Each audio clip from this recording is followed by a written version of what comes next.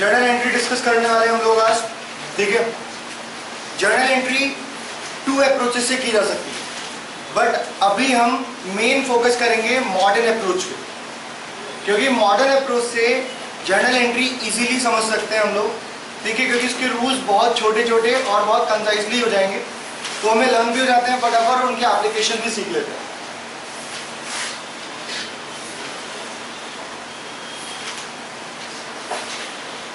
Modern approach है क्या?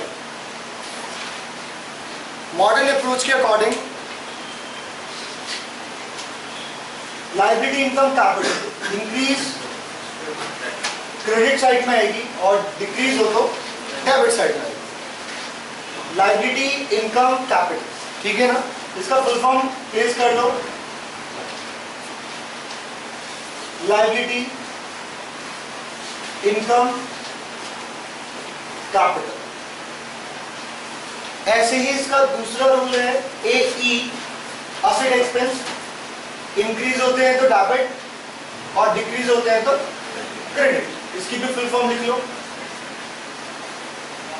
A for asset, E for expense.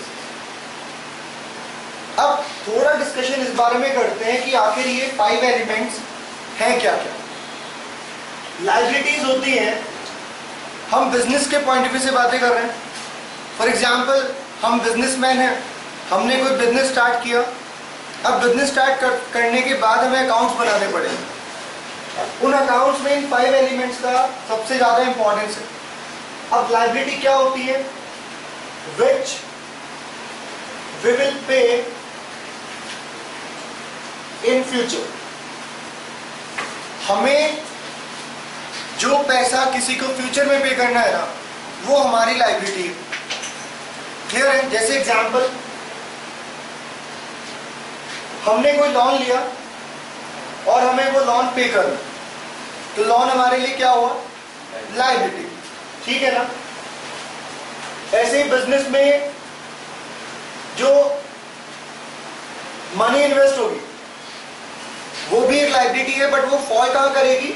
उसका सेपरेट हेड है कैपिटल। इसके अलावा एक चीज आएगा क्रेडिटर। क्रेडिटर्स कौन होते हैं? वो भी लायबिलिटी है, बट होते कौन है creditors? From whom we purchase goods on credit, जिनसे हमने उधार में गुड्स खरीदा है। ये बेसिक टर्म्स का पार्ट है, ये भी डिस्कस कर लेंगे। इनकम क्या होती है? फॉर एग्जाम्पल, इनकम की डायरेक्टली एग्जाम्पल ले लो। सेल्स करना आपके लिए इनकम है, कमीशन रिसीव करते हैं आप लोग, तो आपके लिए इनकम है। एटसेट्रा, ऐसी चीजें आपके लिए क्या होती है? इनकम होती है। कैपिटल क्या होती है? Amount invested in business. Amount में इन्होंने कैश एंड असेट, इन सबको ही क्या मान रखा है? टोटल इन्हें इन्वेस्ट करोगे तो भी क्या होगी? कैपिटल। आप किसी का बिजनेस भी टेक ओवर करोगे तो लायबिलिटी होगी, तो भी क्या हो जाएगी? वो नेट कैपिटल अमाउंट डिफरेंस हो जाएगी। असेट और एक्सपेंस बचा। असेट क्या होता है? Which gives us future benefit. ठीक है? एग्जाम्पल है, सबसे अच्छी एसेट, सबसे इंपॉर्टेंट एसेट क्या है? बिना कैश के आप कुछ भी नहीं कर सकते। बैंक में भी पैसा पड़ा हो तो बात बराबर ही है। बिल्डिंग है आपके पास, फर्नीचर है, डॉक्टर्स हैं, ये सब चीजें आपके लिए क्या है? असेट। डेटर्स क्या होते हैं? To whom we purchase good, we sold goods on credit। जिनको हमने उधार में गुड्स सोल्ड किया है वो हमारे डेटर है, तो वो हमारी एसेट हो गई, क्योंकि हमें उनसे पैसा लेना है। क्लियर है ना? ऐसे ही एक्सपेंसेस क्या होते हैं? जो बिजनेस रन करने के लिए किए जाते हैं। जैसे एग्जांपल, सैलरी पे करी, आपका एक्सपेंस है। रेंट पे किया, आपका एक्सपेंस है। डेप्रिसिएशन लगी, what do you mean by depreciation?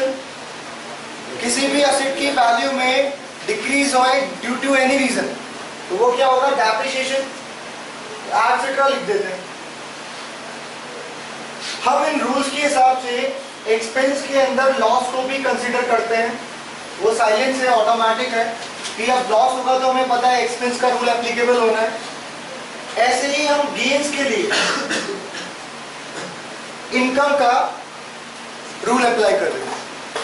तो कुल मिला के कितने एलिमेंट्स हुए, टोटल 5। इन टोटल 5 एलिमेंट्स के हिसाब से हम जर्नल एंट्री पास करेंगे, ठीक है ना।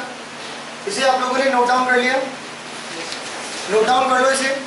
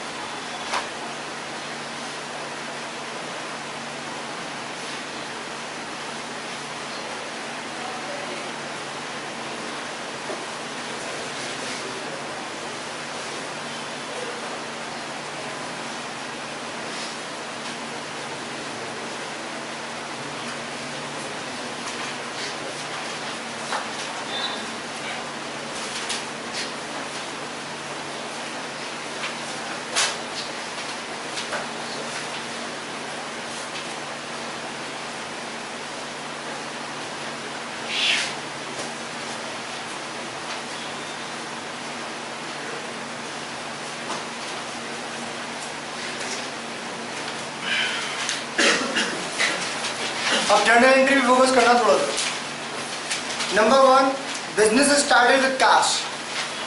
कोई भी जर्नल एंट्री करते टाइम सबसे पहले हमें ये ढूंढना है कि उसमें कितने अकाउंट्स इन्वॉल्व हैं। According to double entry system, dual aspect concept, कम से कम एटलीस्ट 2 अकाउंट्स तो इफेक्ट होंगे, 1 फॉर डेबिट, 1 फॉर क्रेडिट। तो कम से कम 2 अकाउंट तो है, तो आपको एटलीस्ट 2 अकाउंट ढूंढने हैं। फर्स्ट एंट्री में जब बिजनेस स्टार्ट विद कैश हुआ तो बिजनेस में कैश पे इफेक्ट पड़ेगा एंड अनदर कैपिटल। जब भी बिजनेस स्टार्ट होता है तो दूसरा इम्पैक्ट कहाँ पे पड़ता है, कैपिटल पे। 2 अकाउंट पे इफेक्ट पड़ा।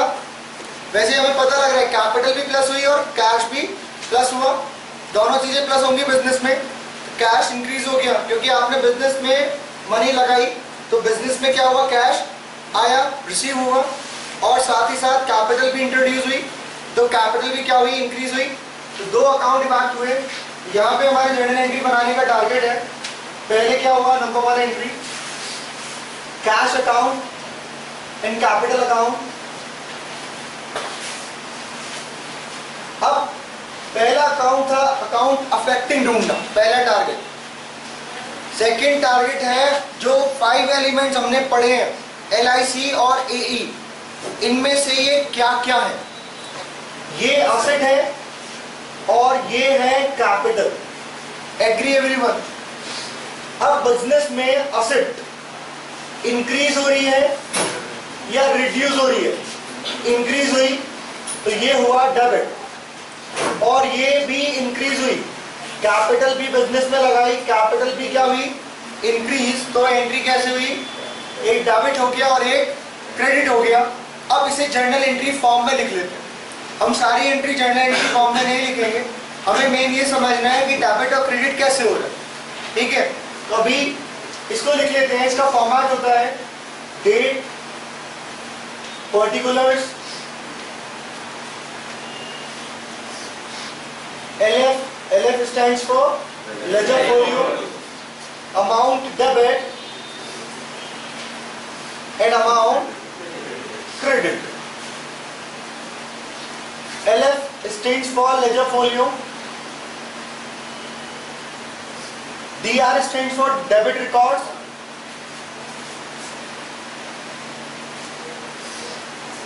CR stands for credit records।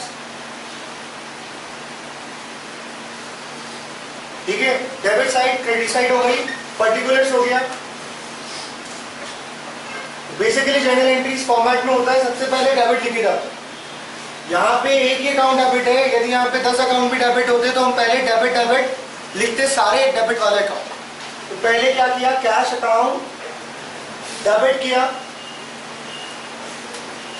Capital को क्रेडिट करना है, बट क्रेडिट करने का मैनर होता है to capital account, credit word नहीं लिखा जाता। अमाउंट इसमें कितने रुपए से स्टार्ट किया, 50,000 से हमने बिजनेस स्टार्ट किया, तो 50,000 लिखा, डेबिट वाला अमाउंट डेबिट में और क्रेडिट वाला अमाउंट क्रेडिट में लिखा।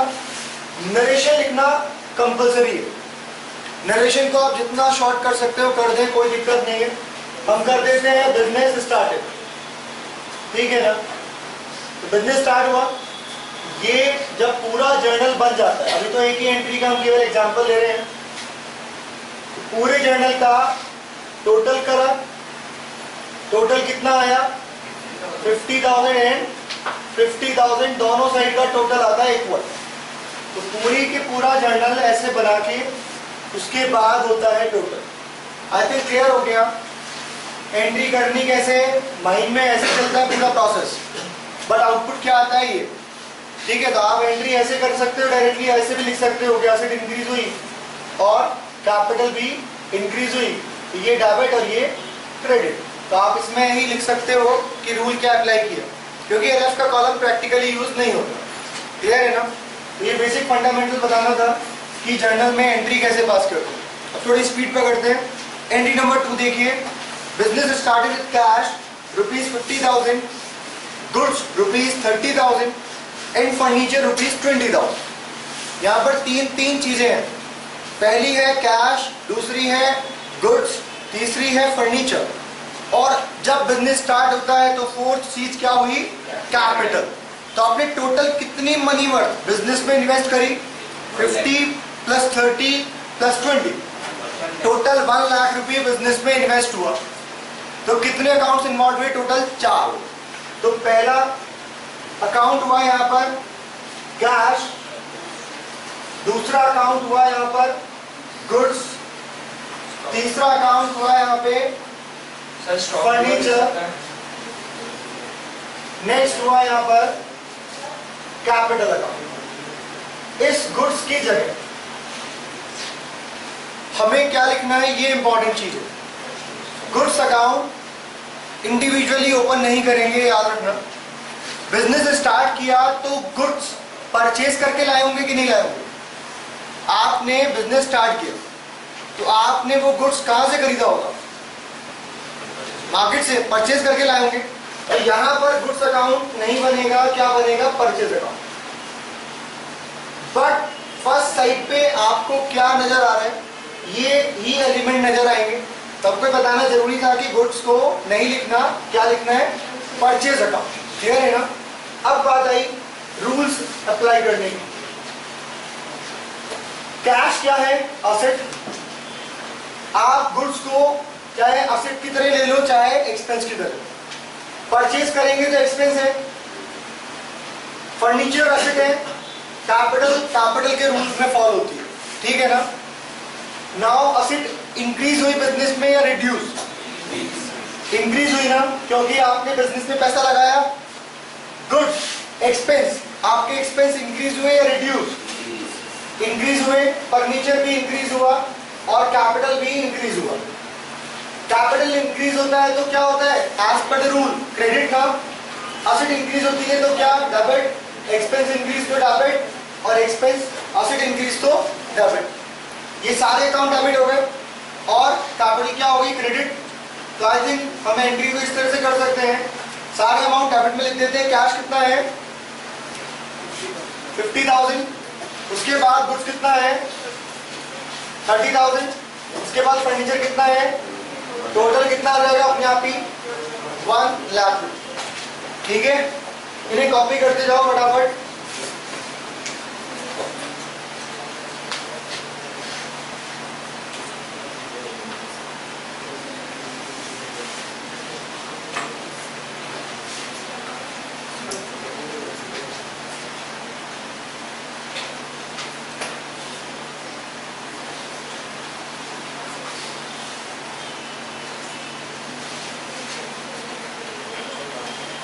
एंट्री नंबर 3 देखो, business start with cash ₹50, goods ₹30, furniture ₹20 and creditor of ₹10।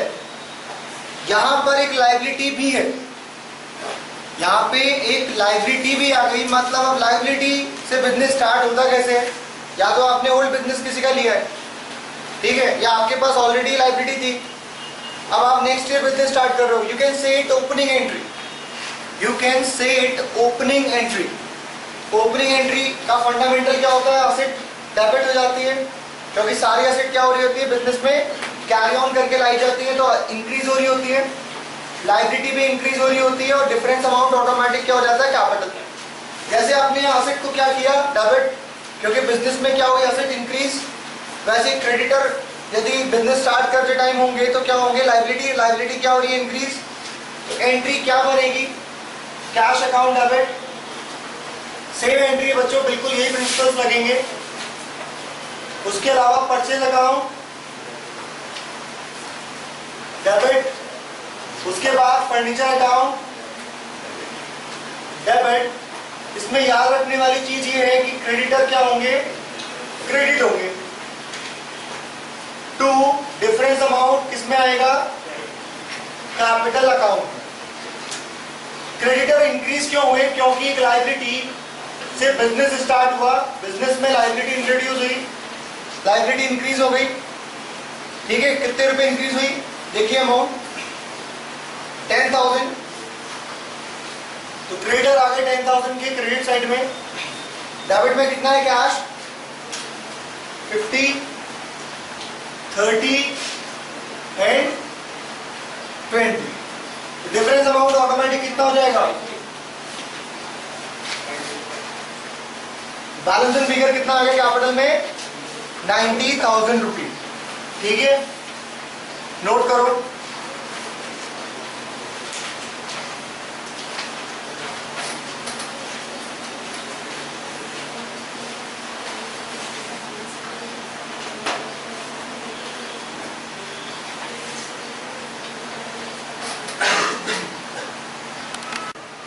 Entry number 4 देखो, थोड़ा फोकस करना। इस एंट्री को जब करेंगे, बिजनेस परचेज वर्ड लिखा हुआ है, हमने किसी से बिजनेस परचेज कर लिया with cash ₹50 and goods ₹30 and furniture ₹20, सारी एसेट है। उसके बाद एंड क्रेडिटर ₹10,000, तो क्रेडिटर भी पता है कितने के? लायबिलिटी है। ये सारी चीजें बिजनेस में आई, सारी चीजें क्या हुई? इंक्रीज हुई होंगी, मतलब एसेट भी इंक्रीज हुई है बिजनेस में और लायबिलिटी भी इंक्रीज हुई है। बट डिफरेंस अमाउंट जो कैपिटल होता है वो ऑलरेडी गिवन है, कितने का? 80,000। अब यहां पर डेबिट और क्रेडिट में डिफरेंस एग्जिस्ट किया, तो आपको एक प्रिंसिपल याद रखना है कि if debit total is greater then credit total, तो बैलेंस एग्जिस्ट कहां पे करेगा? क्रेडिट में ना। तो क्रेडिट में बैलेंस बनेगा तो उसे क्या बोलेंगे? कैपिटल रिजर्व क्रेडिट होगा। और अपोजिट है, if debit total is less than credit total, तो डिफरेंस गुडविल एग्जिस्ट करेगा, और कहां पे करेगा? डेबिट। ठीक है ना, बस ये आपके माइंड में सेट हो जाना चाहिए। अब ये एंट्री देखो, अभी समझ में आ जाएगी। कैश अकाउंट क्या हुआ? कैश अकाउंट डेबिट होगा, क्योंकि एसेट क्या हो रही है बिजनेस में? इंक्रीज हो रही है। उसके बाद गुड्स, गुड्स की जगह क्या लिखेंगे इस बार हम? क्योंकि बिजनेस परचेज हुआ, हमने गुड्स परचेज नहीं किया, बिजनेस कैरी ऑन हुआ एक तरह से, तो इसमें आपको परचेज वर्ड नहीं लिखना। Always remember, business start word हो तो ही क्या करना है? परचेज वर्ड लिखना है। बट बिजनेस यदि कैरी ऑन हो नेक्स्ट ईयर, तो उसमें क्या वर्ड यूज करना है? स्टॉक, क्योंकि वो लास्ट ईयर का क्या होगा? स्टॉक होगा। तो स्टॉक अकाउंट डेबिट, स्टॉक क्या होता है? असेट। हमारे लिए असेट क्या हुई? इंक्रीज हुई ना, तो क्या हो जाएंगी? डेबिट। नेक्स्ट वन, गुड्स के बाद क्या आता है बच्चों? Furniture account debit. फर्नीचर क्या है? असेट, इंक्रीज हो रही है, डेबिट कर दी। उसके बाद बताइए क्रेडिटर। तो यहां पे आपको ध्यान रखना है, एक लाइन छोड़नी है, उसके बाद फर्दर एंट्री करनी है टू क्रेडिटर। उसका रीजन बताऊंगा एक लाइन छोड़ने का। क्रेडिटर अकाउंट और टू, क्वेश्चन में गिवन है कैपिटल। पक्का? देखो अमाउंट प्लेस कर रहा हूं मैं। क्रेडिटर लाइबिलिटी है, लाइबिलिटी इंक्रीज होती है तो क्या होता है? क्रेडिट। कैपिटल इंक्रीज होती है तो क्या होता है? क्रेडिट। तो आपको एंट्री में डेबिट और क्रेडिट के लॉजिक समझ में आने चाहिए कि आपने ये कैसे किया। अभी कैश अकाउंट कितने से डेबिट होगा? बोलिए 50,000। स्टॉक कितने से डेबिट होगा? 30। फर्नीचर कितने से डेबिट होगा? 20,000। क्रेडिटर बताइए 10,000 एंड कैपिटल 80,000। अब आप लोग डेबिट का टोटल करिए, 1 लाख आ रहा है। क्रेडिट का टोटल करिए, 90 आ रहा है। Debit total is greater then credit total, debit total is greater then credit total. तो क्या हो जाएगा यहाँ पर? ऑटोमेटिक जो डिफरेंस आएगा वो क्या होगा? Capital reserve. अब ये कैसे हुआ? बिकॉज ये रूल है, हमें पता है कि क्रेडिट में डिफरेंस बचता है तो क्या होता है? वो कैपिटल रिजर्व होता है। और ये हमेशा क्या आएगी? Balanced figure. ठीक है ना? इसी के अपोजिट सिचुएशन आएगी गुडविल की। एक बार ये नोट डाउन करो, 4th नंबर नोट डाउन करो।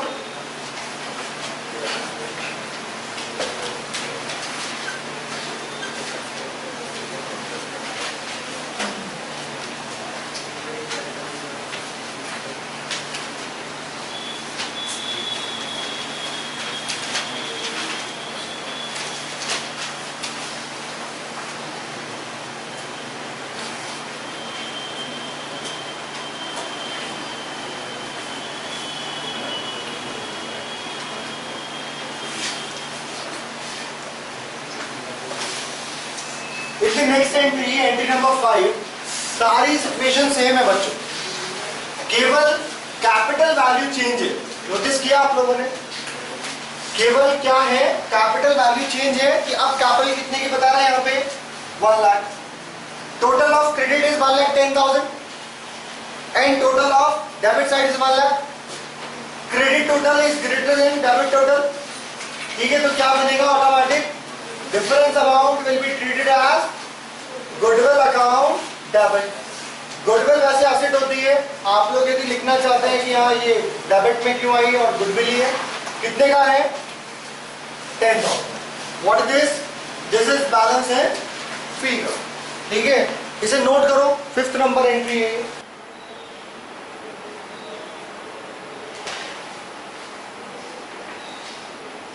एंट्री नंबर 6 देखिए,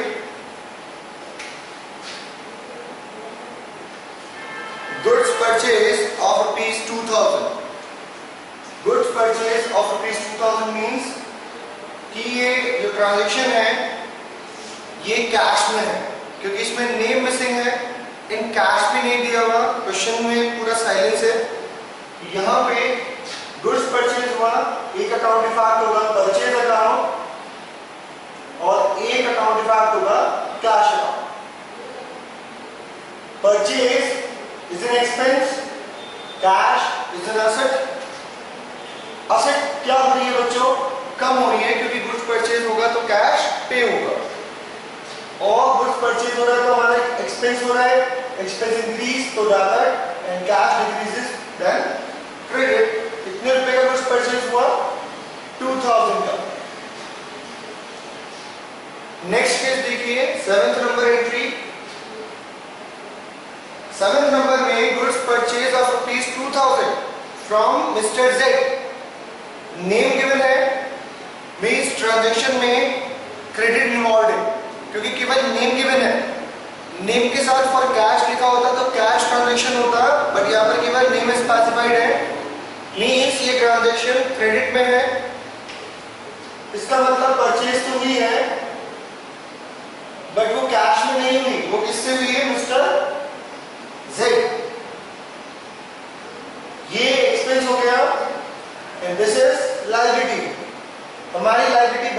नहीं बढ़ी और हमारा एक्सपेंस भी इंक्रीज हुआ है, तो ये डेबिट हो जाएगा और ये क्रेडिट। कितने रुपीस? 2000 एंड 2000। एंट्री नंबर 1 देखिए, जैसे मैंने बताया अभी कि 7th नंबर ट्रांजैक्शन में केवल नेम इन्वॉल्व है, 8th में नेम के साथ कैश दिया हुआ है, मींस कैश ट्रांजैक्शन है, सेम एज 6th, बिल्कुल 6th नंबर वाली ट्रांजैक्शन है, बिकॉज वो भी कैश में थी और ये भी कैश में है। एंट्री नंबर 9,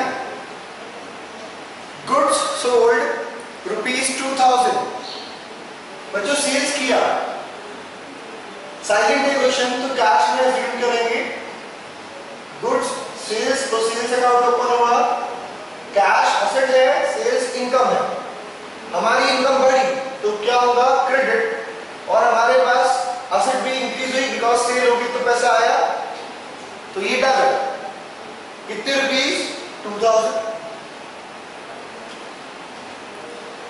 एंट्री नंबर 10 देखिए, goods sold ₹2000 to mister Z. Mister Z को सोल्ड हुआ, मींस यहां पर कैश नहीं है, मिस्टर जेड हमारे डेटर हैं। डेटर्स कौन होते हैं? To whom we sold goods और क्रेडिट, जिनको हम उधार में गुड्स बेचते हैं वो हमारे डेटर्स होते हैं। डेटर्स में हमारे लिए असेट होंगे कि नहीं होंगे? अभी हमारी असेट बढ़ी क्योंकि हमें मिस्टर जेड से पैसा लेना है, इसलिए debit. Sales is an income, income increase हुई, it is credit amounting to ₹2000 and 2000। Entry number 11, goods sold हुआ बट जिससे जेड को हुआ उसमें भी साथ में लिख रखा है for cash, means cash sales हुई, तो same as 9th number transaction. Clear है ना? Now very important aspect, entry number 12 देखिए, goods of ₹200 return to mister Z. Mister Z को रिटर्न किया। क्लियर है ये बात तो कि हमने मिस्टर जेड से परचेस किया था और आज उन्हें रिटर्न कर रहे हैं, चाहे ये गुड्स कैश में हुआ हो परचेज और चाहे ये क्रेडिट में परचेज हुआ हो। ऑलवेज रिमेंबर, यदि गुड्स रिटर्न होगा तो उसमें पार्टी इन्वॉल्व होगी। हुमन मिस्टर जेड है यहाँ पे, इट इज परचेज रिटर्न और sales return. Return to mister Z मतलब हमने रिटर्न किया है, मींस हमने परचेज किया होगा पहले, तो इट इज परचेज रिटर्न। ठीक है ना? मिस्टर जेड हमारे क्या थी? लायबिलिटी या एसेट? मिस्टर जेड हमारे लिए लायबिलिटी थे क्योंकि पहले हमने मिस्टर जेड से कुछ परचेज किया था तो हमारी लायबिलिटी बन गए थे। आज हम उन्हें उनका कुछ वापस दे रहे हैं तो वो लायबिलिटी हमारे लिए क्या होगी? रिड्यूस, तो ये मिस्टर जेड क्या हो जाएंगे? डेबिट। तो ये ऑटोमेटिक ये एंट्री में ये क्या हो जाएगा? क्रेडिट। बट फिर भी रूल एप्लीकेशन, परचेज रिटर्न से मैंने को क्या हो रहा है? फायदा हो रहा है क्योंकि पहले परचेज किया था तो खर्चा हो गया, अभी परचेज को वापस भेज रहे हैं कि आप रख लो अपनी परचेज। ठीक है, तो it is a saving for us, income for us, it can be income increasing. Income increase हो रही है तो क्या हो गया? क्रेडिट हो गया। अमाउंटिंग कितना है बच्चों? 200 का गुड्स रिटर्न हुआ। Similarly in 13th number entry, it is purchase return and in this it is sales return. Goods of ₹200 return from mister Z, तो मिस्टर जेड से आया सेल्स रिटर्न। मिस्टर जेड हमारे लिए असेट थे या liability? Asset थे क्योंकि हमने मिस्टर जेड को गुड्स सोल्ड किया था, आज उन्होंने गुड्स हमें वापस दे दिया। वापस दे दिया तो हमारी असेट क्या हुई? डिक्रीज। डिक्रीज हुई तो क्या होगा? क्रेडिट। सेल्स रिटर्न हमारे लिए क्या थी? सेल्स क्या थी हमारे लिए? इनकम, और हमने सेल, हमारे को सेल्स रिटर्न आ गई तो हमारे लिए लॉस हुआ, मींस एक्सपेंस इंक्रीज हो रहा है, क्या हो जाएगा बच्चों? डेबिट। कितने रुपीस है? 200 एंड 200। क्लियर हुआ? 6 to 13 नंबर तक एंट्री डिस्कस कर लिया हमने, इन्हें अच्छी तरह क्लियर करो। ठीक है ना?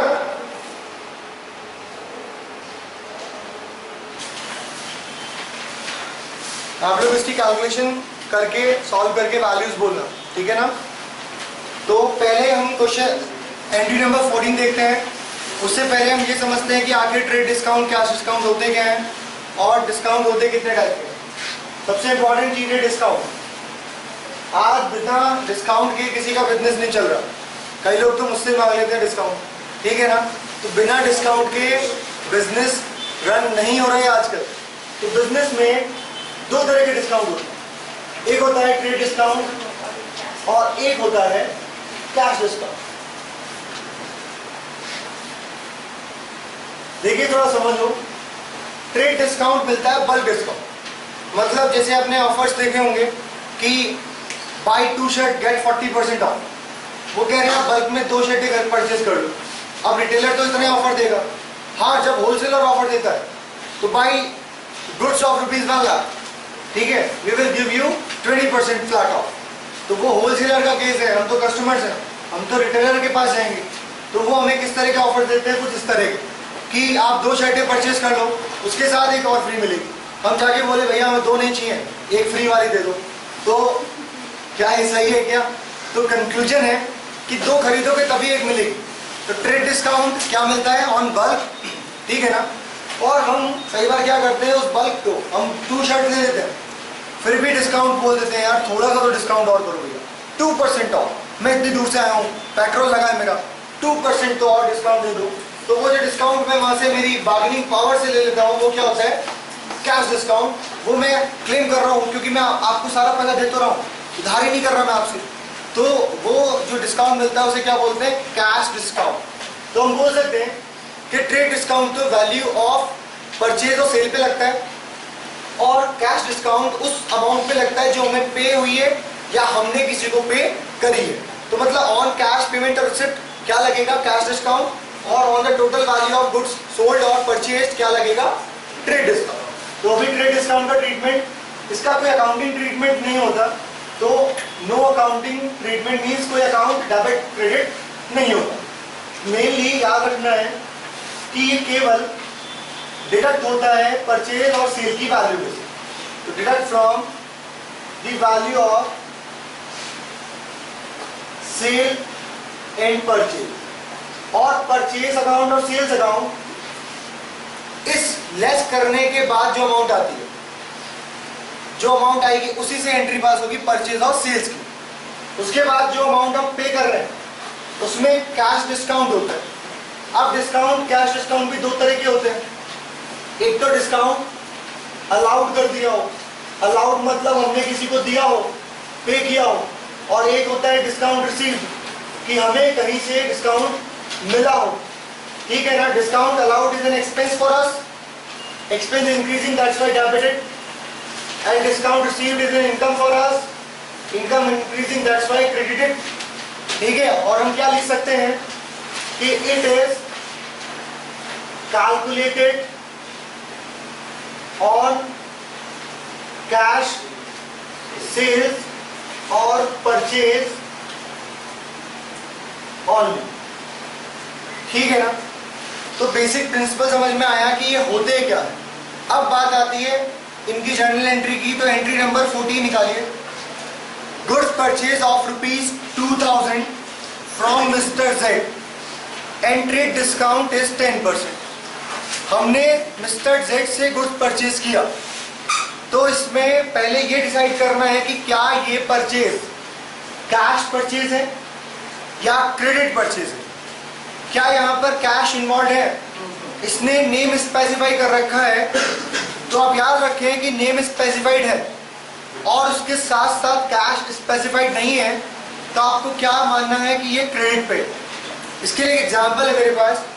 आप ऑटो हायर करते हैं, फॉर एग्जांपल यहाँ से निकले ट्यूशन से, आपने एक ऑटो हायर किया, ऑटो वाले को 20 रुपीज़ दिए, घर पहुँच गए। क्या आप ऑटो वाले का नेम याद रखते हैं क्या? नहीं। नेम क्यों याद नहीं रखा? क्योंकि आपने तो कैश पेमेंट कर दिया। मींस जब ट्रांजैक्शन में नेम स्पेसिफाइड है और ये स्पेसिफाइड नहीं है कि कैश में है, तो आपको पता लग गया कि ये ट्रांजैक्शन क्या की है? उधार। यदि आपने ऑटो वाले से उधार किया हुआ होता तो आप उसका नाम याद रखते कि आपको इस पर्सन को इतने रुपए देने। मींस नेम स्पेसिफाइड है तो ट्रांजैक्शन इज ऑन क्रेडिट। जब तक उसमें कैश वर्ड ना दिया हुआ हो। तो क्लियर हो गया। तो एंट्री नंबर 14 अकाउंट से पार्टिंग बच्चों परचेज अकाउंट, एंड दूसरा है मिस्टर जेड। अब बात आती है दोनों में एसेट या लायबिलिटी। पहले तो ये क्या है एक्सपेंस, और मिस्टर जेड हमारे लिए लायबिलिटी है या एसेट? एवरीवन लायबिलिटी ना। बताइए एक्सपेंस इंक्रीज हुए तो डेबिट हुआ, लायबिलिटी इंक्रीज हुई तो। अब मैंने आपको बताया था कि ट्रेड डिस्काउंट को क्या करना है, टोटल अमाउंट में से लेस। गुड्स कितने का परचेज हुआ? 2000 का। 2000 पे कितना ट्रेड डिस्काउंट है? 10%। तो 10% लेस किया 2000 में से, तो कितने बचे? 1800। तो आपको याद रखना है कि आपको एंट्री केवल कितने से करनी है? 1800 से। और जनरल एंट्री क्या होगी? Purchase account debit to mister Z. Clear है ना? और अमाउंट लिख देंगे। उसके बाद नेक्स्ट एंट्री नंबर 15 देखिए। इसमें है goods purchase of ₹2000 from mister Z and trade discount is 10%। 40% of cash is paid immediately and 2% cash discount is received. Means यहाँ पर दोनों डिस्काउंट इन्वॉल्व है। ये वेरी वेरी इंपॉर्टेंट एंट्री है, क्योंकि इस एंट्री में लगभग मान के चलो ये एंट्री एग्जाम में आएगी, और आप लोग यदि थोड़ा ध्यान से नहीं देखोगे तो इसमें आप गलती करने वाले हो पक्का। इसके पैटर्न को थोड़ा समझ लेना। सबसे पहले रफ में एक वर्किंग जरूर कर लेना, जो मैं कर रहा हूँ यहाँ पे। आपने 2000 का गुड्स परचेज किया, less trade discount. Trade discount is 10%। 200 रुपये का डिस्काउंट हो गया, 1800 अमाउंट आ गया। तो आपको क्लियर हुआ कि आपने जो परचेज किया वो आफ्टर ट्रेड डिस्काउंट है, और ट्रेड डिस्काउंट के बाद जो है वो परचेज अकाउंट बैटिंग है। अब मैटर है कि आपने कैश में कितनी डीलिंग करी और क्रेडिट में कितनी डीलिंग करी। आप बताइए क्वेश्चन में क्या लिखा हुआ है? 40% कैश इज पेड इमीडिएट। आपने यदि 40% कोई चीज कैश में खरीदी है तो रिमेनिंग 60% क्या खरीदी है? क्रेडिट पे। तो हम बोल सकते हैं कि 60% इज ऑन क्रेडिट, और क्रेडिट में भी फ्रॉम मिस्टर जेड। तो 1800 का 60% 1080, ठीक है ना? नेट अमाउंट डिफरेंस कितना बचा? 720। अब आप 720 रुपये आप दुकानदार को देने को तैयार हो, मिस्टर जेड को। बट मिस्टर जेड से क्या बोल रहे हैं आप कि यार 720 रुपये दे रहा हूँ, थोड़ा डिस्काउंट तो दो। तो वो 720 रुपये मतलब 720 रुपीज पे ही तो डिस्काउंट देगा आपको, क्योंकि आप उसे 720 रुपये देने वाले। तो आपको उन्होंने बोला ठीक है मैं आपको कैश डिस्काउंट दे देता हूँ। कितना परसेंट देता हूँ? केवल 2%।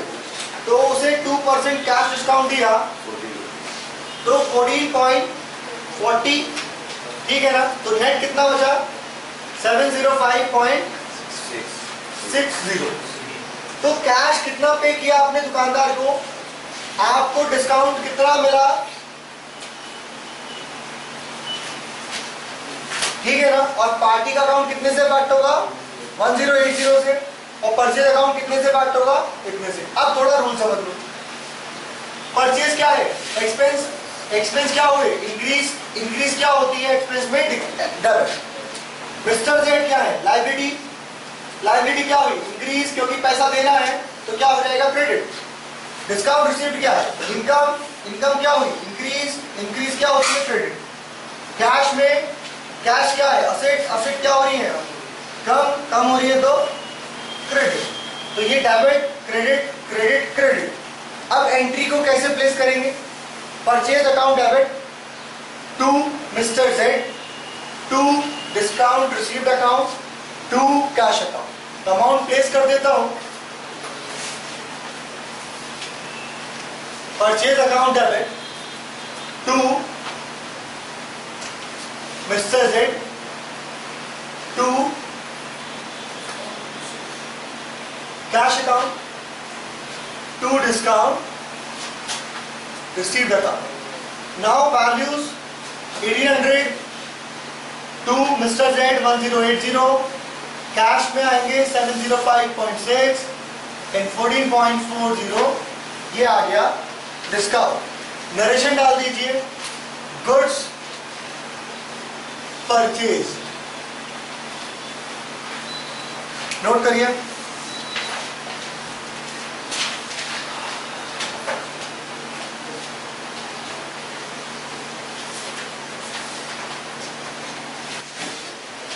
एंट्री नंबर 16 देखिए, goods sold ₹2000 to mister Z, ठीक है, and trade discount is 10%।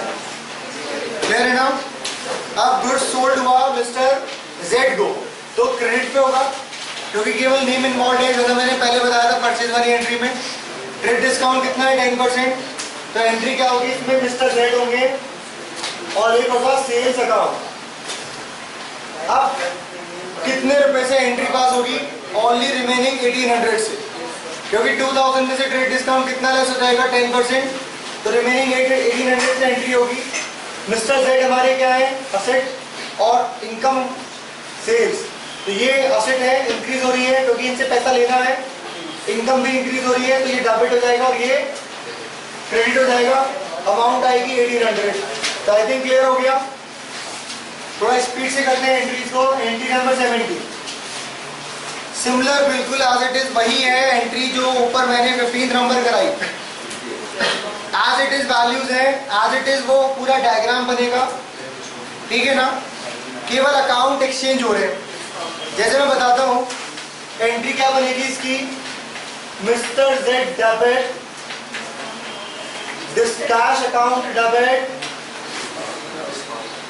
Discount sale करते तो अलाउ किया होगा ना, discount allowed account debit to sales account.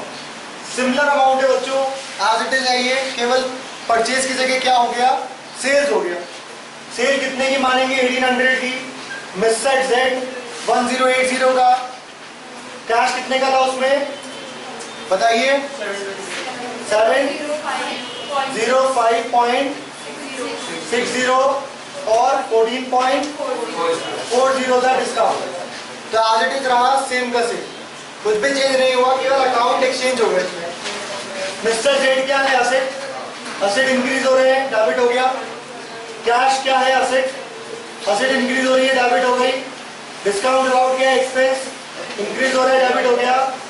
Sales क्या है? इनकम इंक्रीज हो रही तो क्या हो गई? क्रेडिट हो गई। ठीक है ना? नोट करो इसे।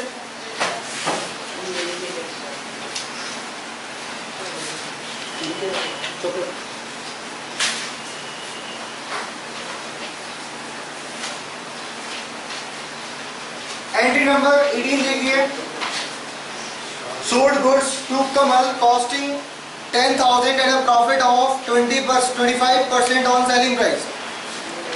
इसके लिए फॉर्मूले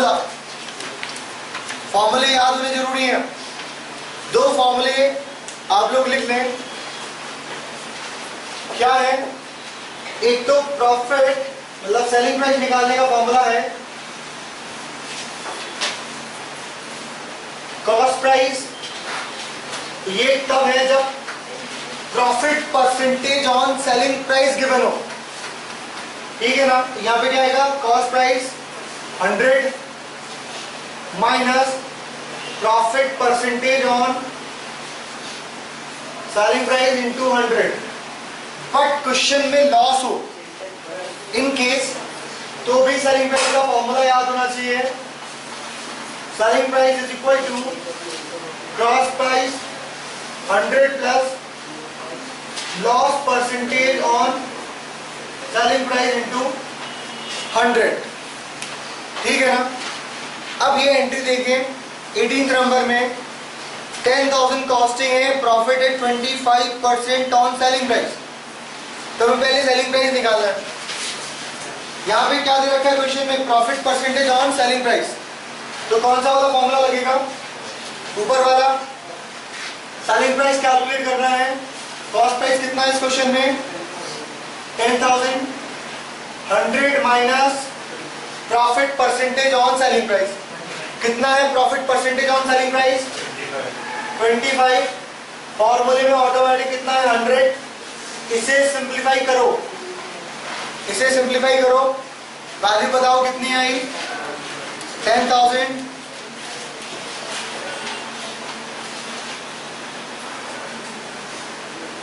ठीक है ना?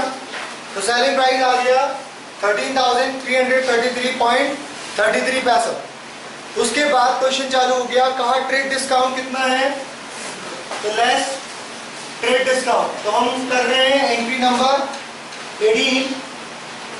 ट्रेड डिस्काउंट है बच्चों कितना, 10%। ध्यान दें, ट्रेड डिस्काउंट लेस किया तो कितना वैल्यू आ गया, 12,000। अब बोला ट्रेड डिस्काउंट के बाद 10% कैश डिस्काउंट 2%। ठीक है, अभी थोड़ा इंपॉर्टेंट चीज है यहाँ पे लिखा हुआ है ट्रेड डिस्काउंट 10% और लिखा हुआ है cash discount 2%। Kamal was not willing to avail cash discount का मतलब हुआ कि कमल को कैश डिस्काउंट चाहिए ही नहीं, मतलब कमल इसका कोई कैश पेमेंट अभी नहीं देगा। कमल को क्या करना है केवल, ठीक है ना, कमल को केवल क्या करना था, गुड्स लेना था, पेमेंट नहीं करना, मतलब क्रेडिट पे चाहिए उसे, तो वो क्या हो जाएगा, उसमें कैश डिस्काउंट नहीं आएगा। कमल को सोल्ड किया था तो कौन सा अकाउंट इफेक्ट हुआ, कमल, और दूसरा है सेल्स अकाउंट। कमल हमारा डेटर है, असेट है, इंक्रीज हुआ तो क्या हो जाएगा, डेबिट, और सेल्स हमारी इनकम है, इंक्रीज हुई तो क्या होगी, क्रेडिट। अमाउंट कितने से होगी, 12,000 से हम जर्नल एंट्री पास कर देंगे। ठीक है ना, बस इसमें टफ था क्या कि इसमें एक तो सेलिंग प्राइस का फॉर्मूला अप्लाई होगा, ट्रेड डिस्काउंट लेस होगा, कैश डिस्काउंट दिया नहीं है क्योंकि क्वेश्चन में लिखा हुआ है कि कैश डिस्काउंट लेने में उसे कोई इंटरेस्ट नहीं है। क्लियर है ना, तो इसलिए सारा का सारा क्या माना गया, ऑन क्रेडिट, और क्रेडिट पे जब माना गया तो एंट्री क्या बनेगी, कमल टू सेल्स अकाउंट, और कितने से आ जाएगी, 12,000 से। कैश डिस्काउंट क्यों यूज नहीं हुआ पता लग गया, ठीक है ना, नोट करो इसे।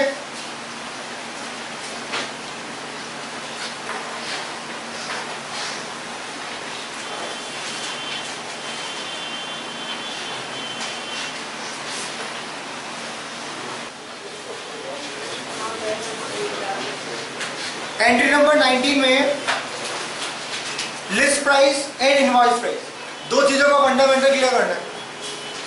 देखो लिस्ट प्राइस और इनवॉइस प्राइस का बेसिक डिफरेंस क्या होता है कि लिस्ट प्राइस वो प्राइस है जिसपे हमें गुड्स आ रहा है, जिसपे हम उसे परचेस कर रहे हैं कहीं से। बट इनवॉइस प्राइस क्या है, जिसपे हम उसे सोल्ड कर रहे हैं, एंड इनवॉइस प्राइस हम उसे कितने में सोल्ड कर रहे हैं। या हम बोल सकते हैं कि लिस्ट प्राइस वो है जो एक्चुअल में प्राइसिंग होके आ रही है, टैगिंग होके आ रही है, बट जितने पे वो हमें मिला वो होता है हमारे लिए इनवॉइस प्राइस। फॉर एग्जाम्पल ये कैलकुलेटर है, इस पे 500 का एमआरपी लिखा हुआ है, ठीक है ना, इसके डिब्बे पे 500 का एमआरपी लिखा हुआ है, बट फिर भी जब हम परचेज करने जाते हैं तो हमें 350 का मिल जाता है बिना बार्गेनिंग करे। तो वो 150 रुपये जो गायब हुए, 150 रुपये जो गायब हुए, वो किस चीज के हैं, तो वो बेसिक डिफरेंस है लिस्ट प्राइस और इनवॉइस प्राइस। तो लिस्ट प्राइस में ट्रेड डिस्काउंट लेस कर दे तो जो वैल्यू आएगी वो क्या होगी, इनवॉइस प्राइस। ठीक है ना, हमें purchase sales, sales return, purchase return सब किस पे रिकॉर्ड करनी होती है, इनवॉइस प्राइस पे। क्वेश्चन में यदि लिस्ट प्राइस गिवन हो तो भी हमें टीडी रिमूव करना पड़ेगा यदि क्वेश्चन में गिवन हो, और हमें सेल्स रिटर्न हो, चाहे परचेज रिटर्न हो, चाहे परचेज हो, चाहे सेल्स हो, उसे किस पे रिकॉर्ड करना है, इनवॉइस प्राइस पे। तो ये आगे 4 एंट्री है, 19, 20, 21, 22, वो इसी से रिलेटेड है। 19 नंबर देखिए, goods of list price ₹1 lakh sold to mister Ranveer at a trade discount of 15। तो लिस्ट प्राइस का मतलब है, आपको पता लग गया कि आपको ट्रेड डिस्काउंट इसमें से क्या करना है, लेस करना है, फिर क्या जाएगा, इनवॉइस प्राइस, और फिर जर्नल एंट्री किससे करनी है, इनवॉइस प्राइस। तो यहाँ पे 1 लाख रुपए का गुड्स था, 1 लाख, ट्रेड डिस्काउंट कितना था बच्चों, 15,000, तो इनवॉइस प्राइस कितना आ गया, तो आपको एंट्री कितने से करनी है, 85,000 से किसकी एंट्री करनी है, सोल्ड करने की। सोल्ड कर रहे हैं किसको, रणवीर को। तो यहां पर एंट्री नंबर 19, एंट्री में क्या आएगा, तो रणवीर अकाउंट और एक सेल्स। रणवीर हमारे लिए डेटर है, हमारी एसेट है, इंक्रीज हो रहा है, डेबिट हो जाएगा। सेल्स हमारे लिए इनकम है, इनकम इंक्रीज हो रही है, क्रेडिट हो जाएगा। कितने अमाउंट से, 85,000 एंड 85,000।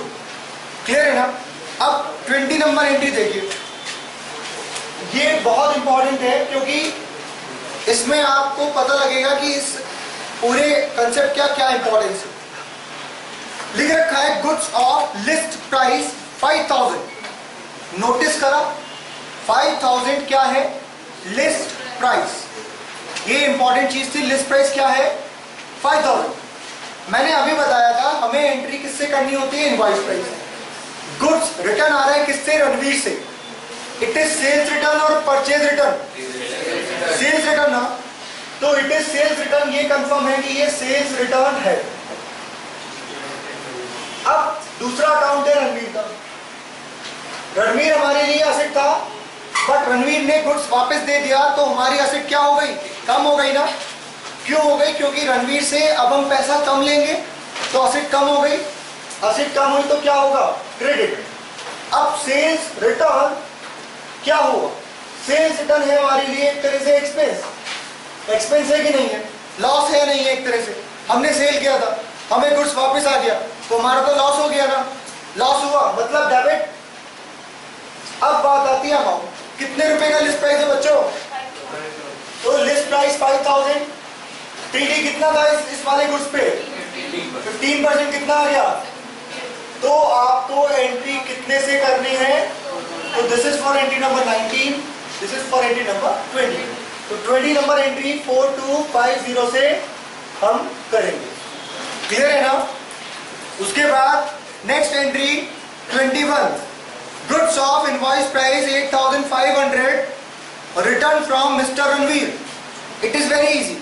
क्या इसमें हम कोई ट्रेड डिस्काउंट लेस करेंगे, नहीं ना, क्यों, क्योंकि इसमें हमें इनवॉइस प्राइस ही गिवन है, मतलब हमें जो प्राइस चाहिए है वो ऑलरेडी कैलकुलेटेड है।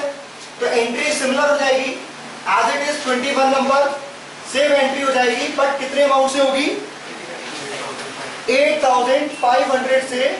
सिमिलर एंट्री कॉपी कर दो जस्ट नीचे। 22nd number, cash of rupees 70,000 received from mister Ranveer in full settlement. काफी अच्छी चीज क्लियर होगी आपकी यहाँ पे। हमने मिस्टर रणवीर से कितने रुपए का गुड्स, हमने मिस्टर रणवीर को कितने रुपए का गुड्स सोल्ड किया था। उसके बाद हमने उन्हें कितने रुपए का गुड्स रिटर्न किया, 21 नंबर एंट्री में हमने उन्हें कितने रुपए का गुड्स रिटर्न किया था, 8000। तो हमें उन्हें नेट कितने रुपए देने थे, 85,000 माइनस 4250 माइनस 8500। तो नेट अमाउंट कितना आएगा, 85,000 माइनस 4250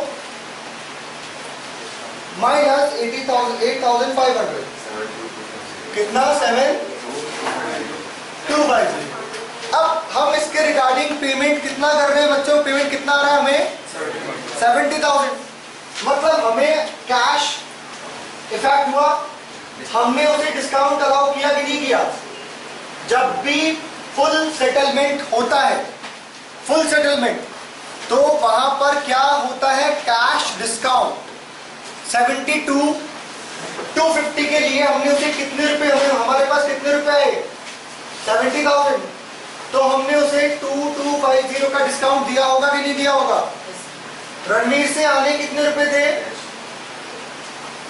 72,250 आना था रणवीर से, बट केवल आया कितना 70। तो रिमेनिंग क्या हो गया, डिस्काउंट। एसेट इंक्रीज हुई, डेबिट हो गई। एक्सपेंस इंक्रीज हुआ, क्या हो गया, डेबिट।